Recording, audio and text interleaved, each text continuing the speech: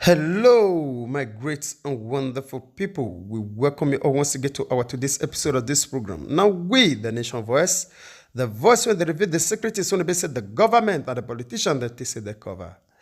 And today, we get some videos we want quickly just review to now still on the matter of China's or Chinese, the things or the place when they say they stand for our country, most especially in Nigeria.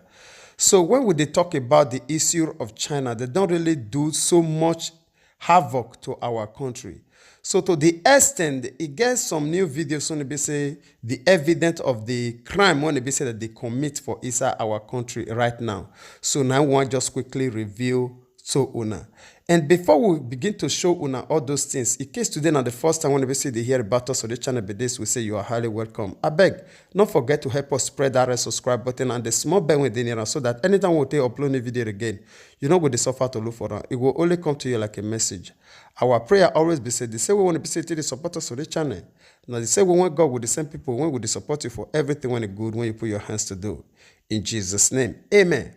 All right, my people, I'll first of all leave una now, make una see where Chinese they do illegal mining for inside Nigeria. Zamfara State Commissioners of Police Usman Agogo led the operation to the hiders of the Chinese nationals who are engaging in illegal mining at the Kwali mining site. The police stormed the house where the foreign nationals are residing at Nasara Bukulu community in Bukulu local government of Zamfara State and arrested two of them. Also arrested alongside the foreigners was a Nigerian girl. She is said to be a cook and cleaner for the foreign illegal miners. The arrest of the two foreigners indicates that it is not only Nigerians who are operating illegally at the Kwali mining site in Zamfara State, but foreigners as well. CP Nagogo explains that the police is committed to ensure the enforcement of the federal government ban on mining activities in Zamfara State. That is why it has deployed about 63 additional mobile policemen to the Kwali mining site. Fuzzling us was the fact that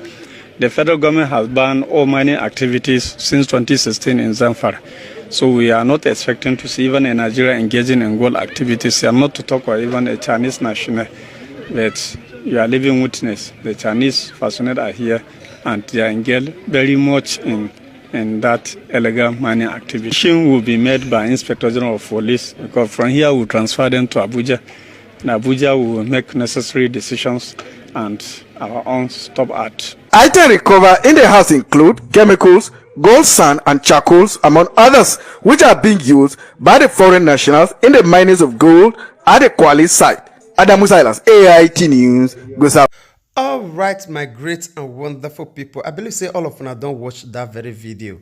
So to tell or to show una the extent when it be say these people don't really eat deep for inside our nation.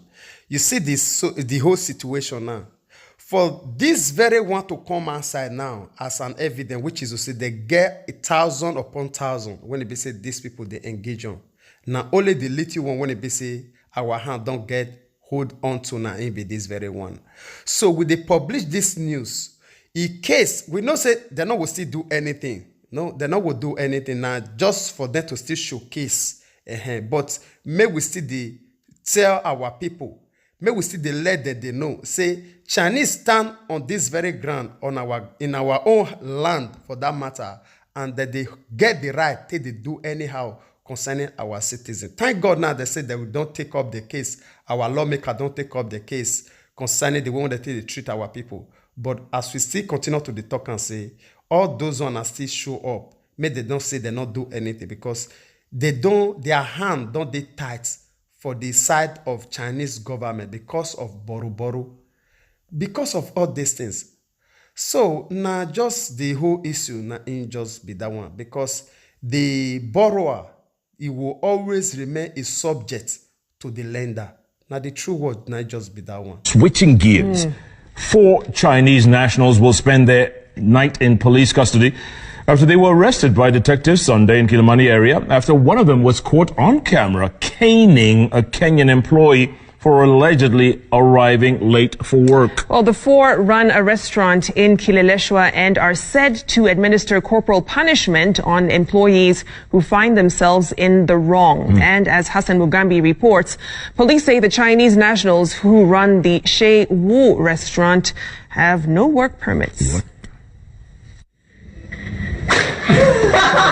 Tuesday, 28th of January this year, and this is how the morning started for Simon Oseko. 2 painful strokes of the cane. This is apparently the standard operating procedure here at Cheswu Restaurant, a Chinese restaurant in Kileleshwa area of Nairobi. We find him in his home in the outskirts of Nairobi. Now jobless, he says he was fired after reporting to the police when he was caned. Kuna wafanyikazi wengine waoga, lakini sasa ni ile we have to bend low.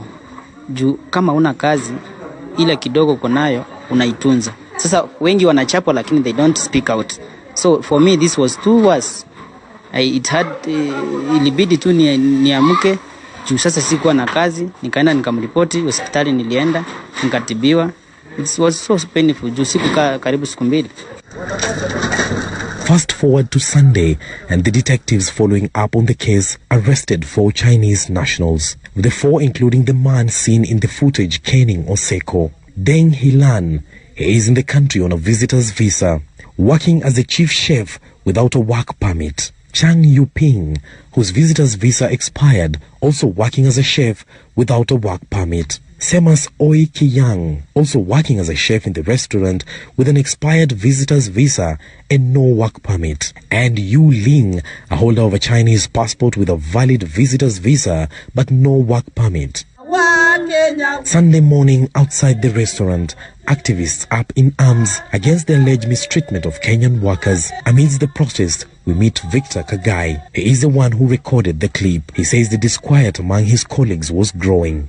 Huyo kijana alikuwa anapigwa na simba na moja amepigwa. So hakuna mtu alikuwa achukua video.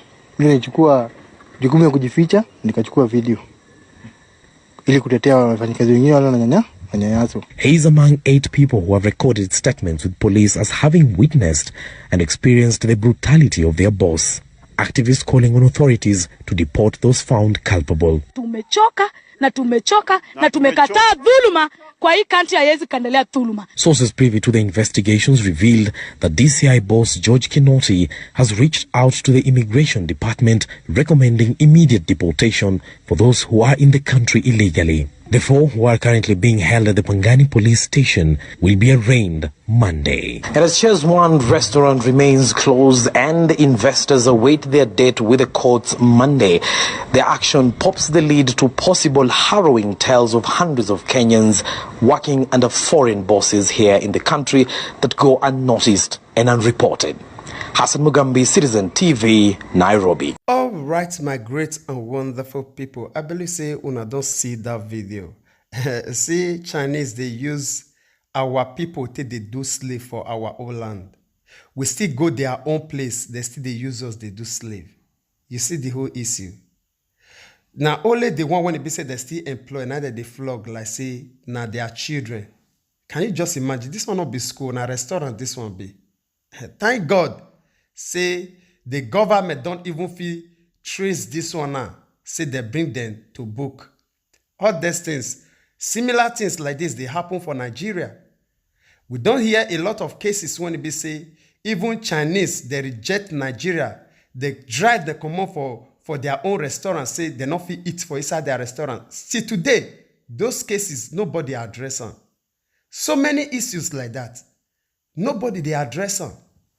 So, until we begin to hammer all these people, they hammer the name by the head, no way when they say we'll take free from this very bond. So now the reason why they say they bring all this evidence now in be this very one.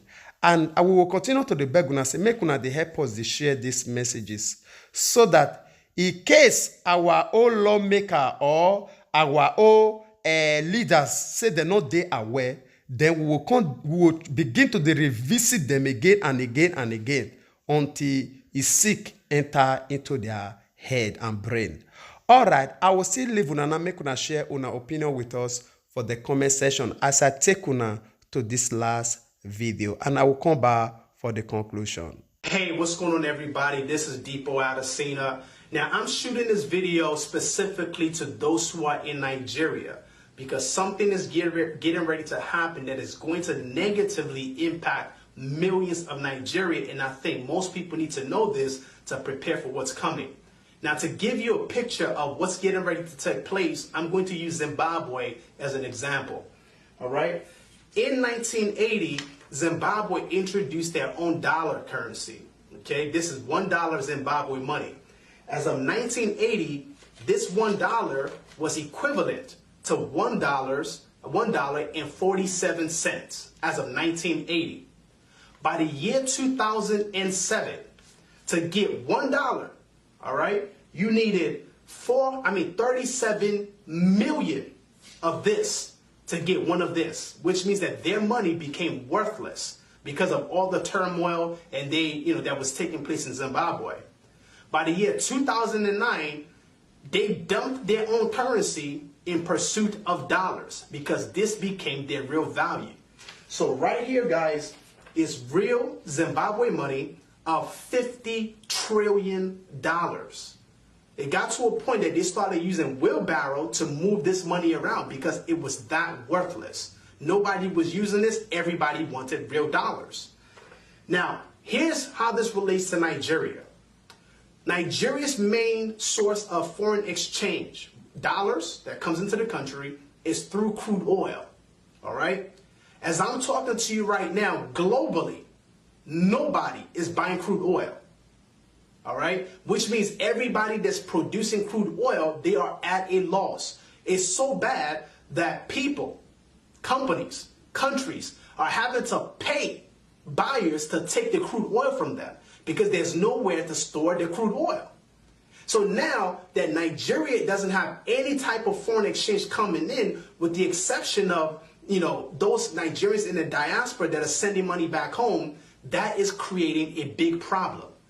So much so, just like Zimbabwe, Nigerians are dumping their naira. This is 1,000 naira in exchange for dollars.